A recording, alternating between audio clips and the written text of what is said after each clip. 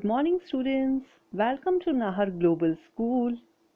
Students, आज हम अपनी हिंदी पाठ्य पुस्तक शिखर कक्षा 4 के पाठ 1 सूरज का गोला जो एक कविता है का अध्ययन करेंगे।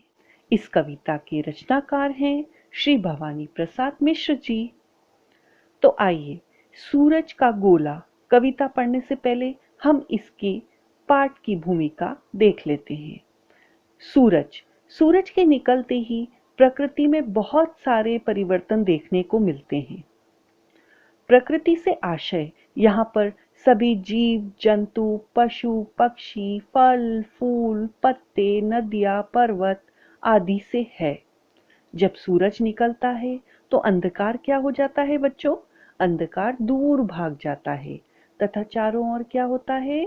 सूर्य का प्रकाश फैल जाता है और इससे जब प्रकाश फैलता है तो संसार में चारों तरफ चहल पहल शुरू हो जाती है। तो प्रस्तुत कविता में कवि ने सूर्य उदय का बड़ा ही मनमोहक वर्णन किया है और इसमें 3 बिंदुओं की ओर ध्यान केंद्रित किया गया है। सबसे पहले जल्दी उठना, दूसरा प्रकृति से प्रेम करना, तीसरा है सूरज के निकलने के महत्व को बताना। जल्दी उठना, जब सूरज निकलता है तो वो क्या संदेश देता है हमें? जल्दी उठने का। और प्रकृति से प्रेम करने का भी संदेश देता है। और जब सूरज निकलता है तो क्या क्या महत्व हैं इसके, क्या क्या फायदे हैं इसके, वो इस कविता में बताया गया है। तो आइए बच्चों हम इस कविता को पढ़ते हैं।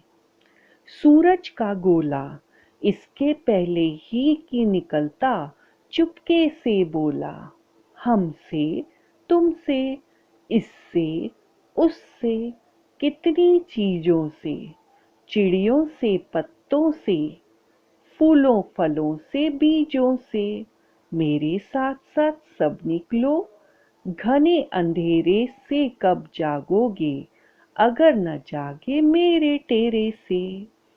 कवि कहते हैं कि जो सूरज का गोला है वो धीरे से निकलते हुए हमसे तुमसे सबसे कह रहा है, जैसे चिड़ियों से पत्तों से फूलों से फलों से बीजों से कह रहा है कि मैं जिस तरह से अंधकार से निकल रहा हूँ ऐसे आप सब भी धीरे धीरे निकलो। कहाँ से निकलो? घने अंधेरे से। घने अंधेरे का मतलब होता है गहरा अंधकार, क्योंकि गहरा अंधकार होता है तो क्या होता है? रात होती है। और जब सुबह होती है तो क्या होता है? सूरज निकलता है ना, तभी तो सुबह होती है। तो वो कहना चाह रहा है कि जब तुम गहरे अंधेरे से नहीं जाग रहे हो तो मेरे तेरे से कैसे जागोगे? तेरे मतलब यहाँ पर है पुकारना या बुलाना, कि जब मैं तुम्हें पुकार रहा हूँ कि तुम जागो तो तुम घने अंधेरे में सो रहे हो और सुबह हो गई है और तुम नहीं, फिर भी नहीं जाग रहे हो। आगे बढ़कर आसमान ने अपना पट खोला, इसके पहले ही निकलता सूरज का गोला। फिर तो जाने कितनी बातें हुई, कौन गिन सके इतनी बातें हुई। बच्चों, इस पंक्तियों में कवि कहता है कि जब सूरज अंधकार से निकलकर सुबह के समय बाहर आ रहा है तो आसमान ने क्या कर दिया? अपना पट को खोल दिया। या पट से आशय बच्चों दरवाजा है, तो आसमान ने अपना दरवाजा खोल दिया ताकि सूरज आसमान से बाहर आसानी से आ सके। फिर तो जाने कितनी बातें हुई। जब सूरज आसमान के दरवाजे से बाहर निकला तो फिर क्या हुआ? बहुत सारी बातें हुई। कौन गिन सके इतनी बातें हुई, मतलब उनकी बातों को गिना नहीं जा सकता है। आखिरी पंक्तियों में कवि कहते हैं, पंछी चहके कलियां चटकी, गांव गली में शोर मच गया, जंगल जंगल मोर नच गया, जितनी फैली खुशियां उससे किरणें ज्यादा फैली, ज्यादा रंग घोला और उभर कर ऊपर आया सूरज का गोला।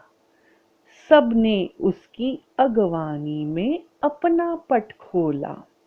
कवि कहते हैं कि जब सूर्य बाहर निकला और दिन हुआ और सूर्य की रोशनी सब तरफ फैली तो क्या हुआ?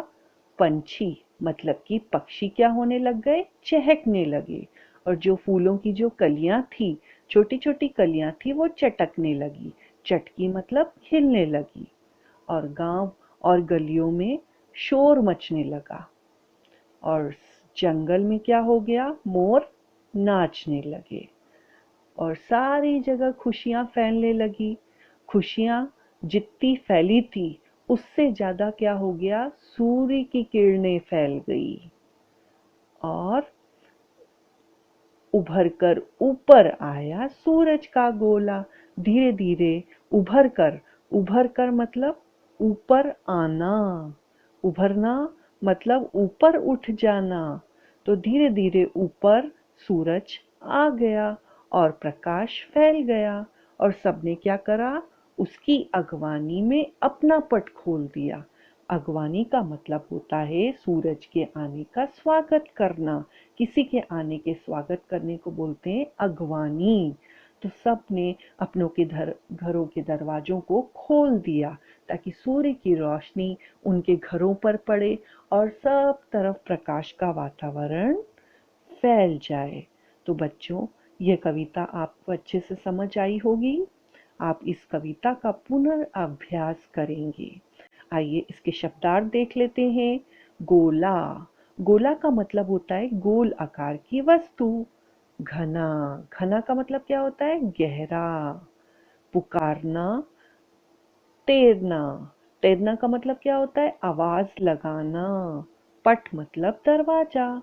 पंछी मतलब पक्षी। चटकना, चटकना का मतलब खिलना। घोलना का मतलब मिलाना। उभरना मतलब ऊपर उठना। और अगवानी का मतलब होता है आने का स्वागत करना। आइए मौखिक प्रश्न उत्तर देख लेते हैं। इस कविता में किस समय की बात की गई है? तो बच्चों, इस कविता में सूर्य उदय की बात की गई है। आपको पता है सूर्य कौन सी दिशा से उदय होता है? सूर्य पूर्व दिशा से उदय होता है। और अस्त कहाँ पर होता है? पश्चिम दिशा में। इस कविता के रचयिता कौन है? तो इस कविता के रचयिता भवानी प्रसाद मिश्र जी हैं। बच्चों, इसके आगे जो लिखित कौशल है, वस्तुनिष्ठ प्रश्न है, सही विकल्प हैं, इन सब का आपको स्कूल की होमवर्क साइट की जो पीडीएफ फाइल है उसको आपको डाउनलोड करना है और उसमें आपको इन सभी प्रश्नों के उत्तर मिल जाएंगे। ठीक है, इसे आपको अच्छे से याद करना है और प्रश्नों के उत्तर को अपनी कॉपी में लिखना है। धन्यवाद।